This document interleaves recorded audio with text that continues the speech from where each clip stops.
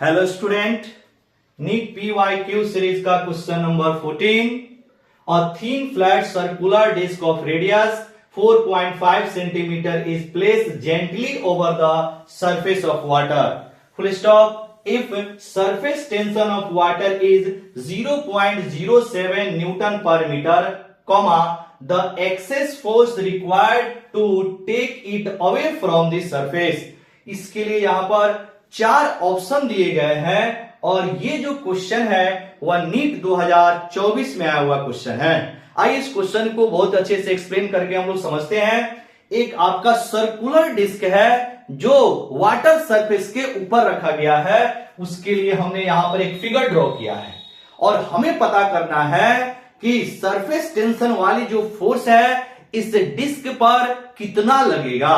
तो सबसे पहले हमें यह समझना है कि सरफेस टेंशन वाली जो फोर्स है वह डिस्क के सरकमफ्रेंस पे लगेगा और डिस्क की सरकमफ्रेंस कितनी हो जाएगी 2πr के बराबर। क्लियर हुआ। अब देखिएगा सरफेस टेंशन की फॉर्मूला होती है फोर्स अपॉन इफेक्टिव लेंथ, यानी force per unit length. Clear. अब यहां से अगर हम लोग फोर्स निकाले तो क्या हो जाएगी surface tension into effective length. तो आइए यहां पे लिखते हैं जो सरफेस टेंशन वाली जो फोर्स है वह डिस्क के सरकमफ्रेंस पे लगेगा। देखिएगा इस सरकमफ्रेंस पे लग रहा होगा और इसकी जो वैल्यू हो जाएगी force is equal to surface tension into L effective. यहां टी को हमने सरफेस टेंशन के लिए डिनोट किया है और एल इफेक्टिव क्या हो जाएगा जो इस डिस्क का सरकमफ्रेंस होगा।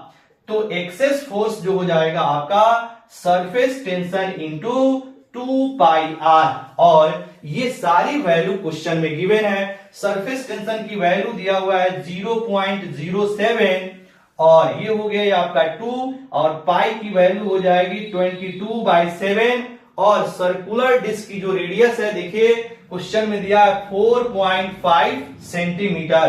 तो यहां लिख देंगे 4.5 सेंटीमीटर है तो सेंटीमीटर को मीटर में बदल देंगे तो ये आ जाएगा 10⁻⁻² मीटर और फोर्स निकाल रहे हैं तो फोर्स की SI यूनिट हो जाएगी न्यूटन। क्लियर। अब जब इसको कैलकुलेट करेंगे तो देखिए क्या आएगा, यहां से पॉइंट हटाएंगे तो नीचे 100 बन जाएगा। अब ये जो 7 है इस 7 से कट जाएगा। अब इसको सॉल्व करेंगे तो ये आ जाएगा 22 दूना 44 यानी 44 इंटू 4.5 और इधर है 10⁻⁻² और नीचे देखिएगा ये जो 100 है ये ऊपर जाएगा तो ये भी हो जाएगा आपका 10⁻⁻²। अब जब इसको आप सॉल्व करेंगे 44 इंटू 4.5 जब इसको आप सॉल्व करेंगे तो ये आएगा 198 इंटू 10⁻⁻4 न्यूटन। अब देखिए ये जो आया 198 इंटू 10⁻⁻4 न्यूटन, ऐसा कोई भी ऑप्शन नहीं है। यानी ऑप्शन अगर न्यूटन में है तो 99 न्यूटन है और 198 न्यूटन है, मतलब 198 इंटू 10⁻⁻4 न्यूटन नहीं है। दूसरा ऑप्शन है मिली न्यूटन में, यानी कहीं ना कहीं इसको हमें मिली में बदलना पड़ेगा। तो ये मिली के लिए क्या करेंगे, इसको आप 198 इंटू 10⁻⁻1 और 10⁻⁻3 कर देंगे न्यूटन में। क्लियर। क्योंकि मिली के लिए 10⁻⁻3 लाना होगा और 10⁻⁻1 और 10⁻⁻3 -4 के बराबर हो जाएगा। क्लियर। अब इसको सॉल्व कर लीजिए, -3 कहां चला जाएगा, मिली में चला जाएगा।